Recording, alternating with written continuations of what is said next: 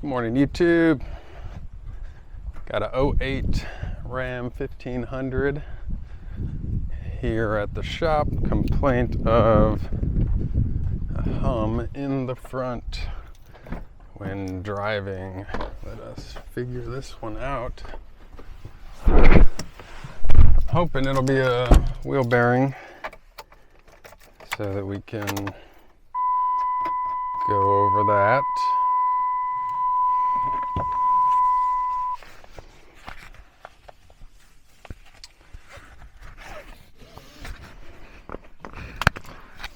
All right. So with noises like this, obviously you want to test drive the vehicle, and to reproduce wheel bearing noises, whenever you hear them, you want to turn the steering wheel slowly, like back and forth. I'm rocking the car to load the wheels left and right.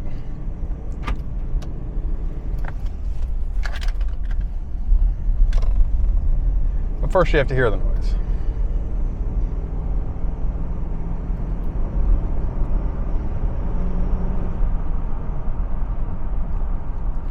Most wheel bearings these days are hub assemblies. It means it's a bearing hub, like a hub bracket, sort of, all together, so you don't have to do any press work.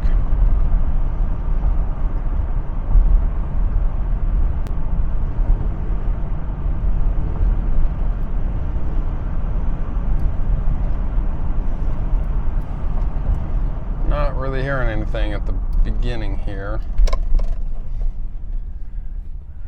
so I might have to call my buddy here and ask him for some more information.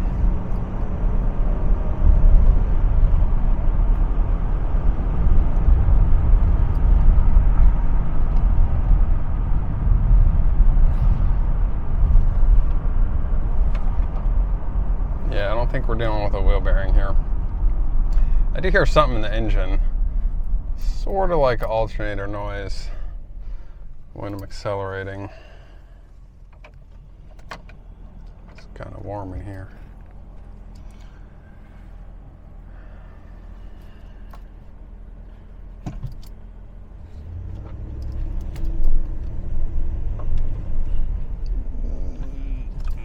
Not hit a curb.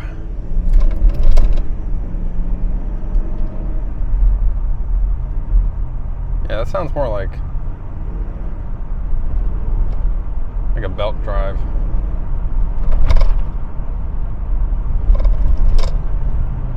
Kind of like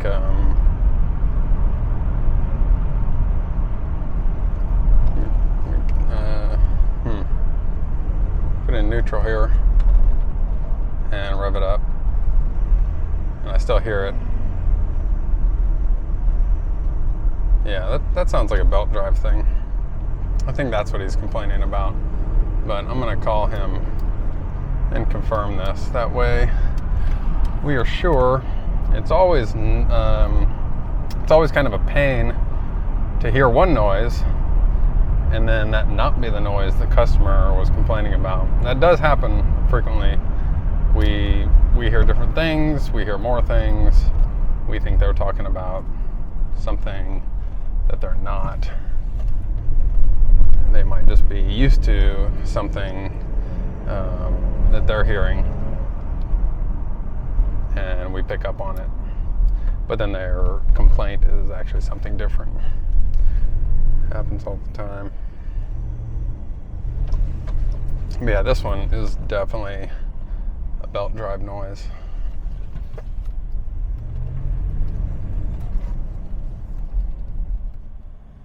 All right, when you take your car into the shop, this just dinged on when I parked it out back. Please, please don't be leaving us with no fuel if we got to test drive your car. All right, I mean, that's because I parked on a little bit of an incline here, but still, that doesn't allow us to do our job. All right, so what I've got is a pedal depressor from our alignment machine, so I can do this by myself. I'm gonna push it on the throttle pedal. Let's see if we can show you what's going on here. All right, and then just increase the RPM a bit. Maybe like 2,000. That way I can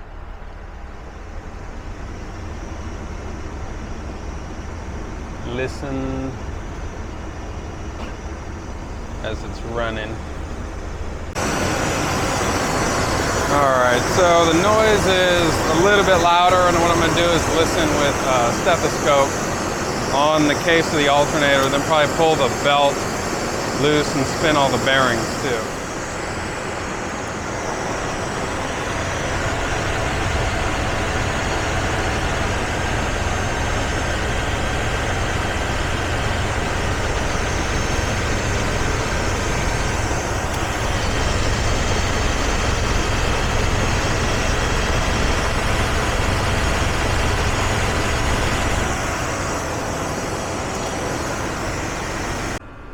So these V8s are easy enough to pull the belt off. This is the tensioner here. Just gonna loosen that, slip the belt off, kind of leave it as much in place as possible just so I can spin that pulley, the alternator pulley, this pulley. I didn't hear any noise off here, but the alternator was making quite a bit more noise than the other things. And then with the engine running, we got the fan here I had to be mindful of from hitting the stethoscope probe. But yeah, I'll spin these and we'll see what we got. So it's just super easy to get these belts off.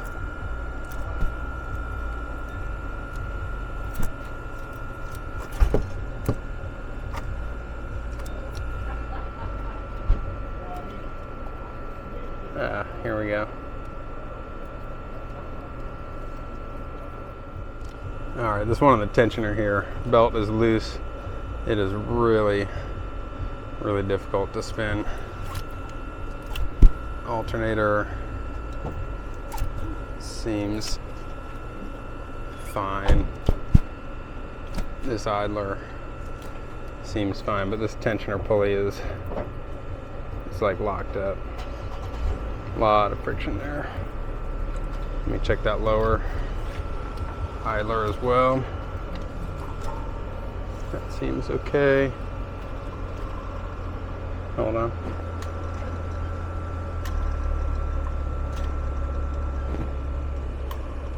I'm just gonna put the mic down there. You can hear that one's making noise too. Okay, mic is going down to that lower idler pulley. Belt is not touching it, but you'll hear kind of like a clicking noise too.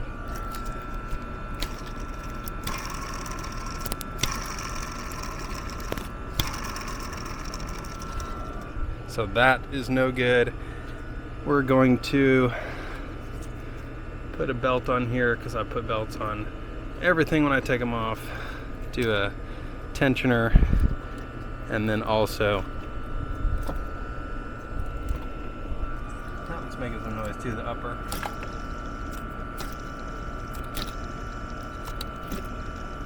Yeah, I'm gonna do both idlers, tensioner, and a belt.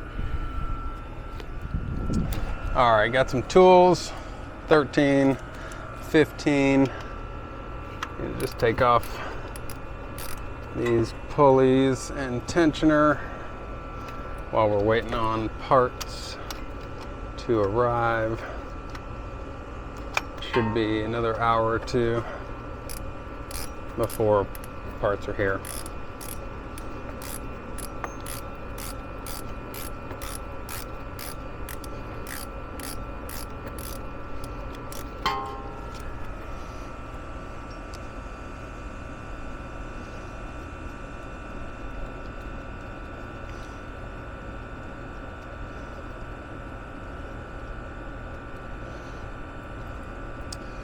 There's the upper pulley, full of dirt and dust and stuff.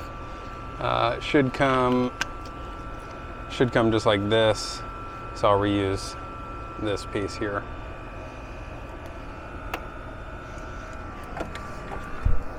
The lower pulley is the exact same part number.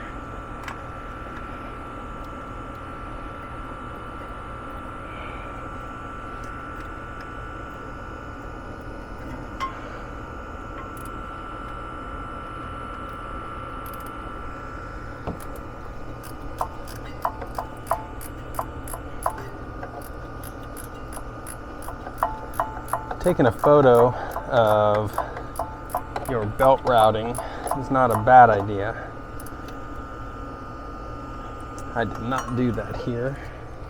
I might need to look that up if I can't figure it out quickly.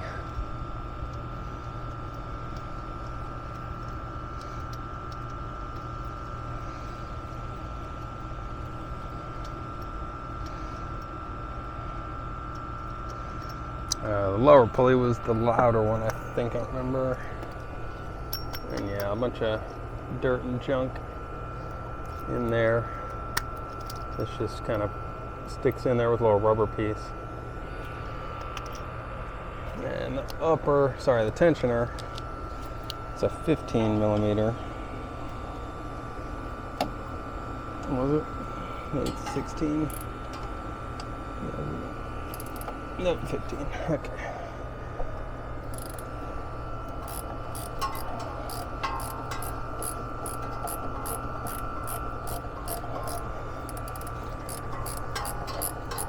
My tensioner,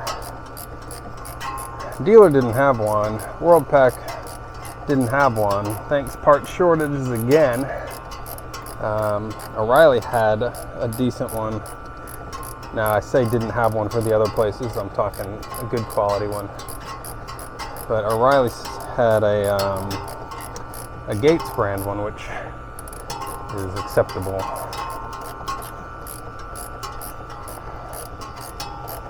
But I would have preferred Mopar or Litens, Litens.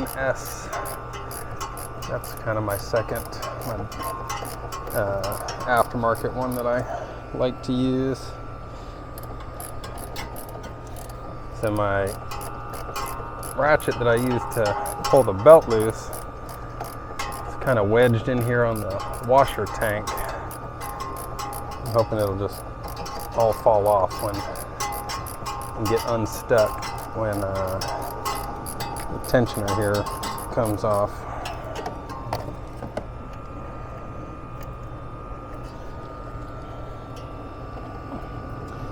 Obviously on all belt drives, the ribs touch pulleys with ribs, and then the smooth pulleys always touch pulleys that are smooth.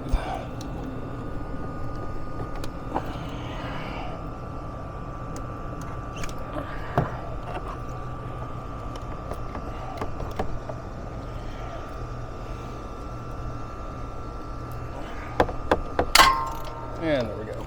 So, made in Canada. Interesting. All right, got our new tensioner. The Gates one also made in Canada. So maybe they're like the OE. That's possible. The casting looks nearly identical. A lot of times with aftermarket ones, you can see they are different. I think that's the Litens sign though. So maybe this is just a branded Litens or reboxed Litens by Gates. Who knows? Oh wow, this is interesting. The tensioner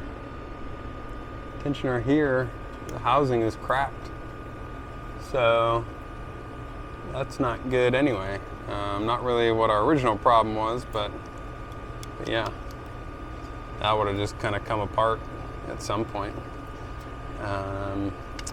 Interesting.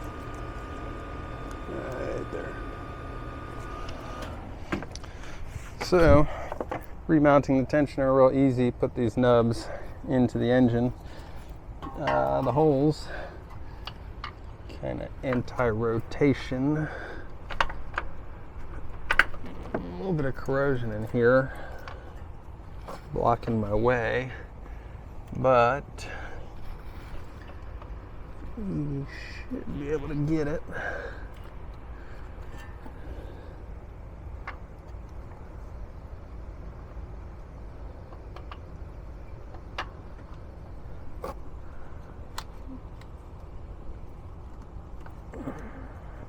Okay.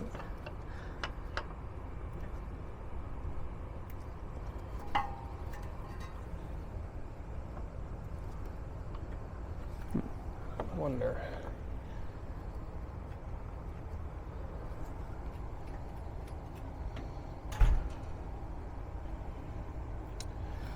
Okay, so I'm just looking at the shape of the corrosion buildup to make sure I'm putting these pieces in the right spot. Grab my bolt.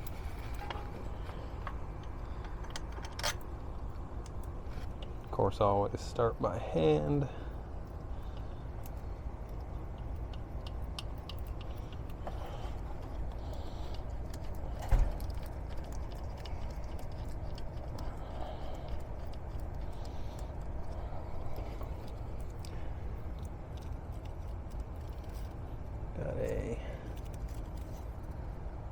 Got a big dragonfly piece here for you.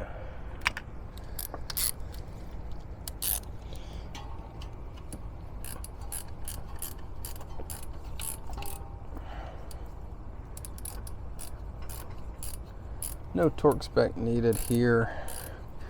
There is one, I'm sure. I'm pretty particular on torque specs for certain things, but this is not one of them. It's just something you get a feel for, what's tight. All right, so that's good.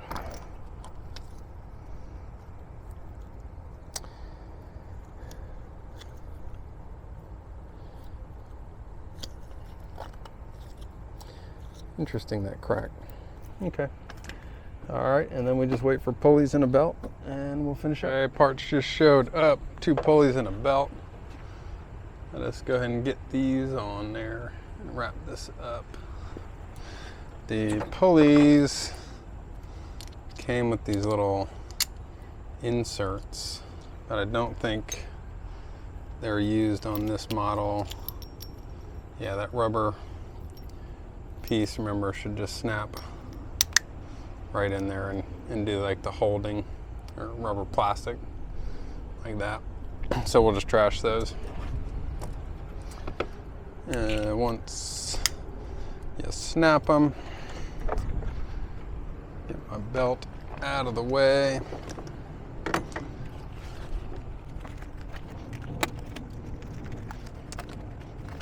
And throw them on here.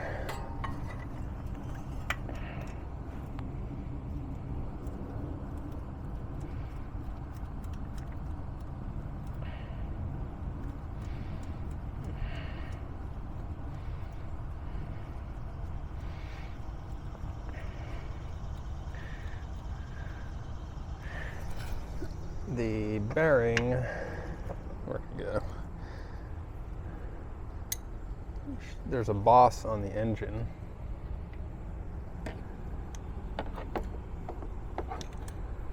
Right here. It sits inside the bearing hole there.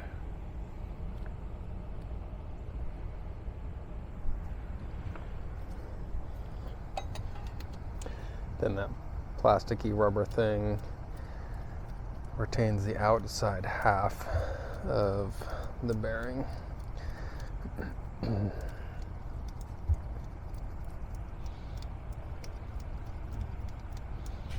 So, screw in by hand, get our 13.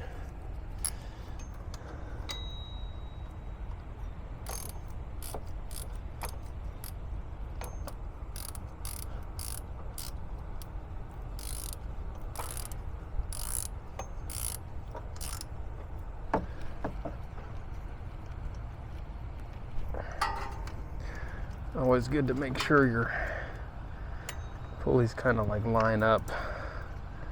Just eyeball it.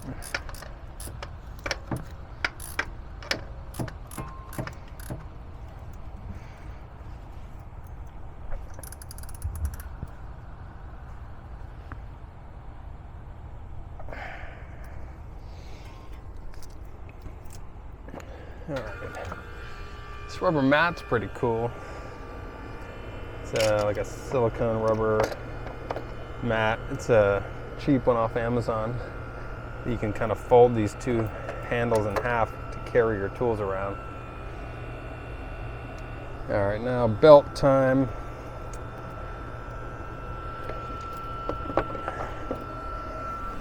Different engines sometimes have a few different belt options. Just different by like a few, like 5 or 10 millimeters here or there. Chevy's real annoying for that.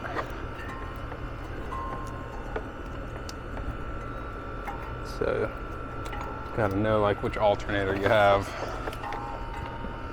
to get the right belt, or if you're lucky and see on the old belt, which that one didn't have, but if you see the belt part number, you can cross-reference like that 7 PK number. The 7 means there's 7 ribs on here, and then that should be in millimeters, 2570, the length of the belt. I think that's how that works.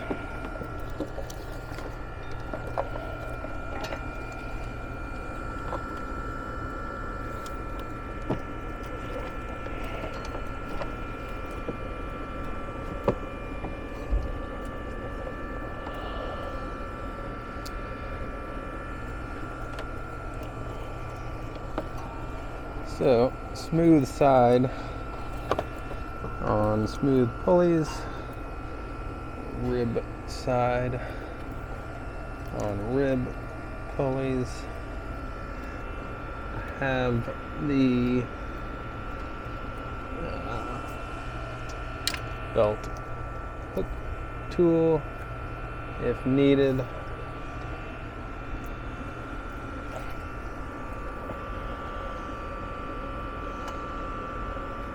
Pushing them around tight engine bays, especially transverse engines,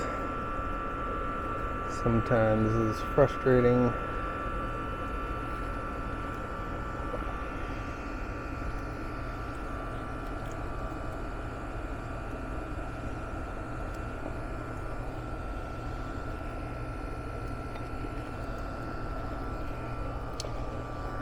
Alright, so once you have it, make sure it's in all the grooves.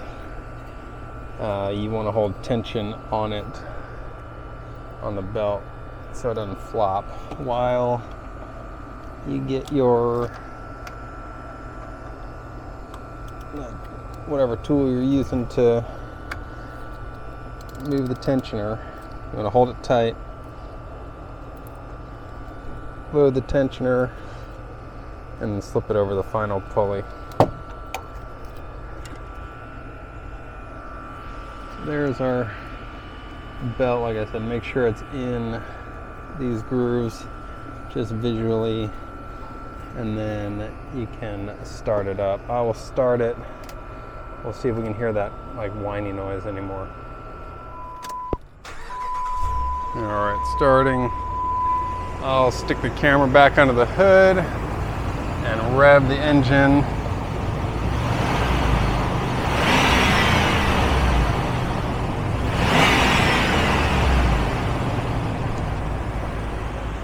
And that noise is gone. So, how many miles does this car have? Just 72,000.